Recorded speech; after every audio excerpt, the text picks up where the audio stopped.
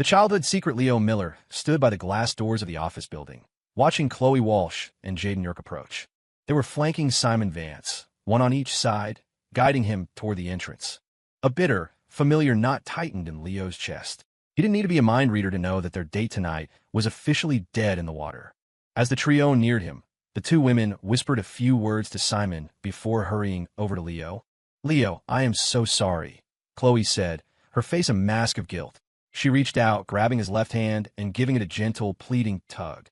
"Simon's not feeling well today. We need to get him to the hospital for a checkup. Please don't be mad, okay?"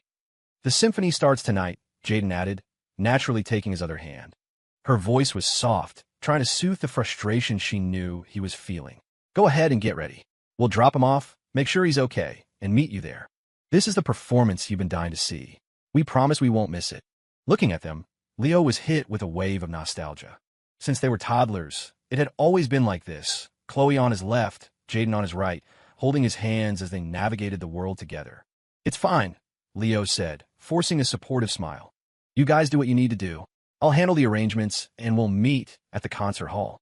Both women looked visibly relieved, their expressions brightening instantly. Seeing the three of them so close, Simon's face darkened for a split second. His possessiveness was a living thing, a sharp edge honed over 20 years of pining for these two women. Seeing them fawn over another man, even their lifelong friend, was a bitter pill he struggled to swallow. "Chloe, Jaden, are we going?" Simon's voice strained with a sudden, sharp pain. The irritation where the prosthetic meets the thigh. "It's unbearable. It feels like thousands of fire ants are biting into my skin. God, it hurts." His face contorted in agony as he began clawing at the base of his right thigh, his fingers digging into the skin as if trying to tear the flesh away. "Simon, stop. You'll cause an infection," Chloe cried, letting go of Leo's hand to rush to Simon's side. "We're going right now," Jaden said, her voice stern with worry. "You have to tell us the moment you feel discomfort, Simon. Don't wait until it's this bad." She, too, released Leo, jogging toward the parking garage. She pulled the car around while Chloe tenderly helped Simon into the back seat and climbed in beside him. With a brief, apologetic honk of the horn, they vanished into the city traffic. Leo, Chloe, Jaden, and Simon had been an inseparable quartet since they were in diapers. Leo had always been the golden boy, tall, athletic, with a bright spark in his eyes that drew people in. The two girls had grown from cute neighbors into stunning women, turning heads wherever they went. Simon was the outlier, handsome in a cold, distant way, a man of few words and a stubborn, obsessive streak. If he set his mind on something, he wouldn't stop until he owned it. Growing up, the dynamic was usually the same. Chloe and Jaden would walk ahead, Leo's sandwiched between them as they chatted about everything and nothing. Simon would follow behind in silence, a shadow that the others often forgot was there. Still, they took care of him. He was socially awkward and had a knack for getting into trouble, and the three of them were always there to clean up his messes. Everything shifted in high school. The girls' friendship with Leo evolved into a fierce, competitive pursuit. They weren't just interested in him. They were in a race to see who could love him more. Every morning, two identical insulated lunch bags sat on Leo's desk, filled with his favorite breakfast foods. They were his constant companions at lunch and dinner. On birthdays and holidays, the gifts and parties were lavish. At football practice, one would be there with a towel, the other with a Gatorade. When he sat down to rest, one would massage his shoulders while the other worked on his legs. The three of them were the most beautiful sight on campus, and Leo's teammates were green with envy. They joked that he lived like a king in a modern democracy. He spent half his allowance treating his friends to dinner just to apologize for the royal treatment he received. During those group dinners, the girls were social butterflies, keeping the conversation lively. They tried to include Simon, sensing that his isolation wasn't healthy, but he would just stare at his plate, eating in a stony silence that made everyone uncomfortable. Eventually, they just made sure his plate was full and let him be.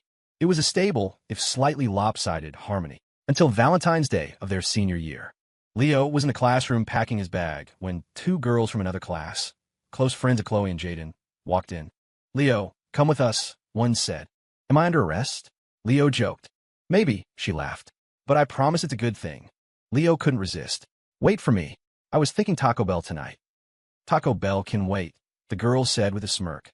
"Tonight is going to be a lot more expensive than a Crunchwrap." They led him to the town square. A crowd had gathered in a circle, and as Leo approached, they parted to let him through. In the center of the plaza, Two large hearts were laid out in flickering candles. Chloe and Jaden stood in the middle of their respective hearts, each clutching a massive bouquet of red roses. Their eyes lit up when they saw him, a mix of exhilaration and pure terror. They knew that tonight, he would likely choose one of them, and the other would be relegated to just a friend. Both girls gave heartfelt confessions, their voices trembling as they held out the flowers, waiting for his choice. Leo was paralyzed. He had always known this day would come. He loved them both, and choosing one meant breaking the other's heart. He'd spent years telling himself he was too young to decide, pushing the problem away. But looking at their hopeful, burning gazes, he realized he couldn't stall anymore. He opened his mouth to speak, but a horrific, blood-curdling scream shattered the moment. The crowd turned to see Simon Vance. He was clutching his chest, collapsing to the pavement, and rolling in apparent agony. "Call 911, Leo shouted. He forgot the flowers, the candles, and the confessions. He scooped Simon up and ran toward the campus gate. At the hospital, the doctor said it was just a panic attack brought on by extreme stress. Simon was fine, but the Valentine's Day confession was ruined. From that day on, Simon changed. He became clingy. Before, he preferred to be alone with his music or games. Now, he was the one initiating contact, constantly calling the girls for help with minor problems. Leo felt Simon distancing himself, catching glares of resentment in the rare moments their eyes met. Leo, being easygoing, brushed it off. Simon was his oldest friend. Surely he wasn't becoming an enemy. It had to be a misunderstanding. Chloe and Jaden noticed it too. Simon was suddenly on, trying to be outgoing and funny, but his jokes were awkward and his timing was off. They played along, not wanting to discourage his progress, but the bond with Leo remained unbreakable. One text from Leo, "You coming?" was all it took. Yes. Where, they would reply. That unspoken synchronicity drove Simon mad. Watching them leave to meet Leo, he would grind his teeth until his jaw ached. One day, he thought, "I will be the first choice." One afternoon, the four of them were studying in the university library. Leo caught the scent of smoke. He looked up to see a bookshelf engulfed in flames. Panic erupted. Being students with no emergency experience, most people just screamed and ran. Leo's first thought was of Chloe and Jaden. They had gone to the second floor to find a specific reference book. The library was a tinderbox. The fire spread with terrifying speed through the stacks of old paper. Leo ignored the smoke stinging his lungs and sprinted toward the stairs. Near the landing, he found them. Chloe had been knocked down by the surging crowd and had a badly sprained ankle. Jaden was frantically trying to pull her up, but she didn't have the strength, and she was frozen in a state of pure panic. Leo didn't hesitate. He hoisted Chloe over one shoulder and Jaden over the other, his muscles straining as he battled his way toward the exit. Just as the doors came into view, someone slammed into him with the force of a freight train. Leo went down hard, the weight of the two women pinning him to the floor. He tried to stand, but a sharp, white-hot pain flared in his leg. He couldn't get up. "Hey, please." Leo grabbed the jacket of a passing student. "Take them. Get them out of here." "You look hurt worse than they do, man," the student said, reaching for Leo's arm. "Don't worry about me. Save them first. Go." The student hesitated, then grabbed the two girls and pulled them toward the light of the exit. Leo struggled to crawl, his vision blurring. He was so close to the door. Suddenly, a heavy beam groaned above him. Something massive slammed into the back of his head, and the world went black. When Chloe and Jaden regained consciousness, they were in hospital beds. They learned that the fire had gutted the library. They had spent hours screaming for someone to go back in for Leo until they eventually collapsed from exhaustion and smoke inhalation. Leo was sitting by their beds, his face gaunt and weary. "You're awake," he breathed, a ghost of a smile appearing. The women burst into tears, throwing their arms around him. "We thought we lost you. We got you out. We have to thank them." Leo's expression turned somber. "It was Simon. I was knocked out cold. They told me Simon dragged me through the fire. He saved my life, but his leg was pinned. He's in surgery right now." The three of them waited outside the OR for hours. When the surgeon finally emerged, he looked defeated. "He's alive," the doctor said, "but we had to amputate the right leg below the hip. He's young. It's a tragedy." The news hit them like a physical blow. "Don't you need family consent for that?" Leo demanded. "How could you just take his leg?" "He was conscious when they brought him in," the doctor replied. "He insisted on it. He signed the papers himself. It was a matter of life or death." When Simon woke up, his grief was performative and overwhelming. He wailed about his lost future, and the three of them, drowned in guilt, promised him that they would never leave his side. He might have lost a leg, but he would have them forever. From then on, the girl's devotion to Simon became a full-time job. Simultaneously, Simon's hostility toward Leo became overt. Leo accepted it. He assumed that seeing him was a constant reminder of the fire and the limb Simon had given up to save him. Leo began to support Simon from the shadows, funding his lifestyle and ensuring he lacked for nothing, all to repay the debt of his life. Years passed. They graduated and started a successful tech firm.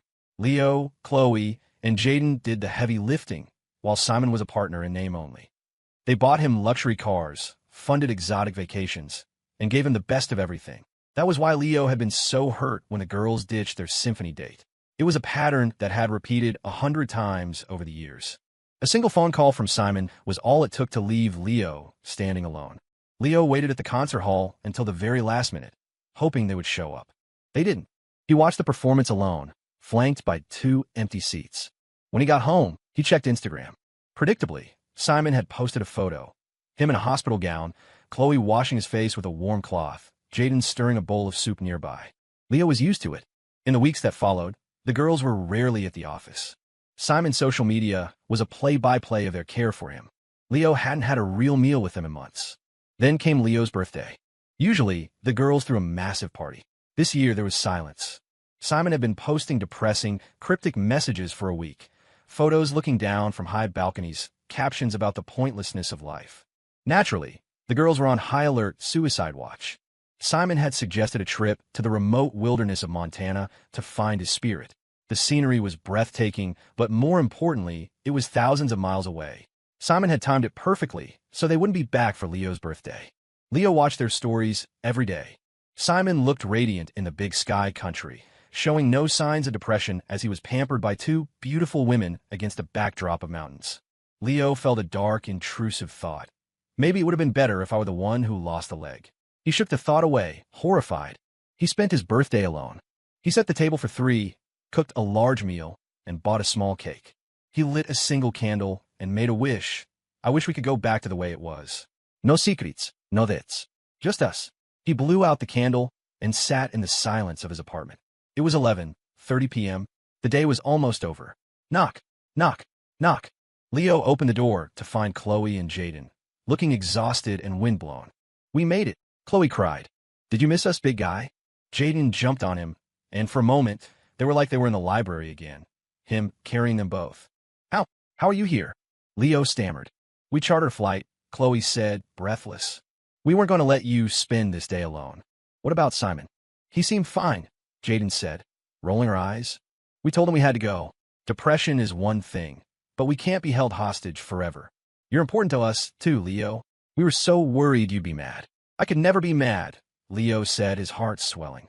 He saved me. I owe him everything. But I missed you. He ushered them inside and spent the next hour in the kitchen whipping up a late-night feast. They gave him his gifts, a luxury watch and a custom-engraved necklace. The gifts were intimate, thoughtful, and for the first time in years, there was no competition. They drank late into the night. The girls got tipsy, using wine bottles as microphones to sing happy birthday. For one night, the shadow of Simon Vance was gone. They fell asleep on the living room rug, a tangle of limbs and blankets. The proposal, like a sharp ringtone, pierced the morning quiet. Chloe groped for her phone, her eyes still half closed. Hello? Okay. Yeah, we'll be there. She tossed the phone aside. 10 more minutes. Nobody act fast. Simon's back, Jaden asked, already knowing the answer. His flight lands soon. We have to go. Leo watched them leave after they gulped down the ginger congee he'd made for their hangovers.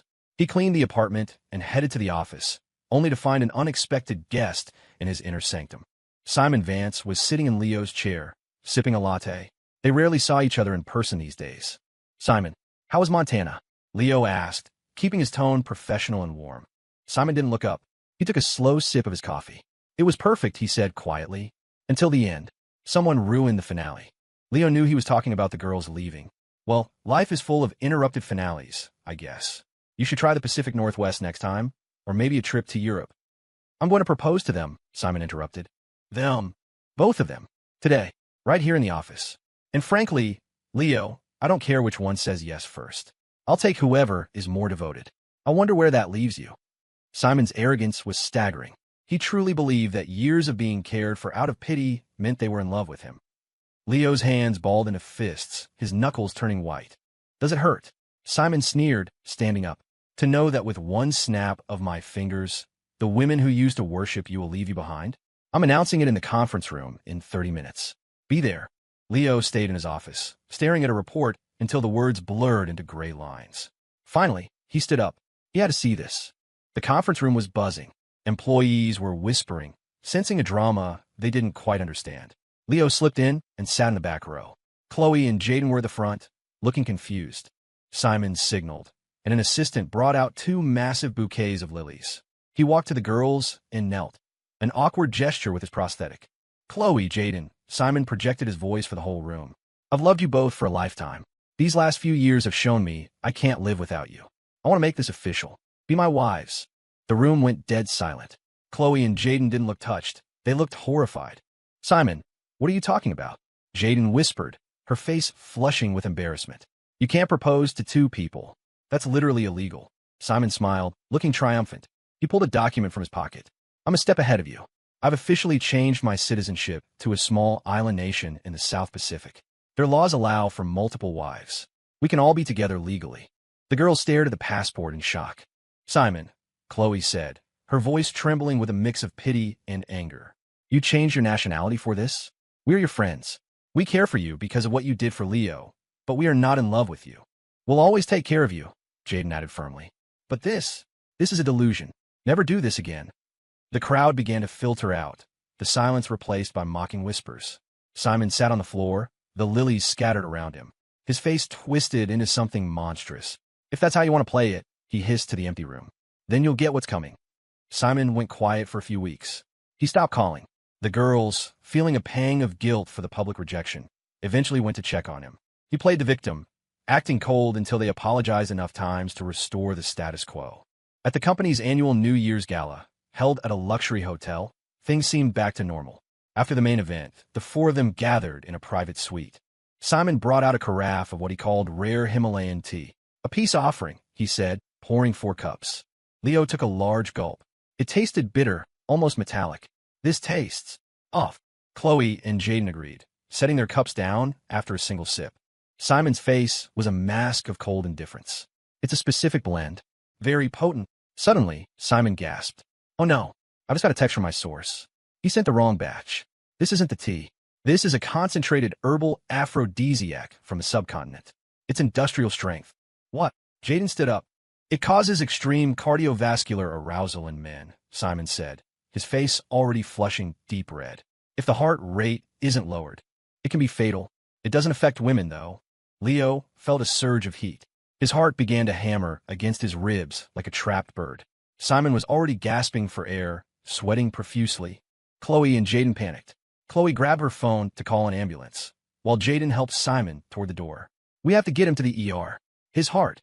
They hurried Simon toward the elevators, but as the paramedics arrived, Jaden stopped. She looked back at the suite where Leo was struggling. Chloe, Simon is with the medics now.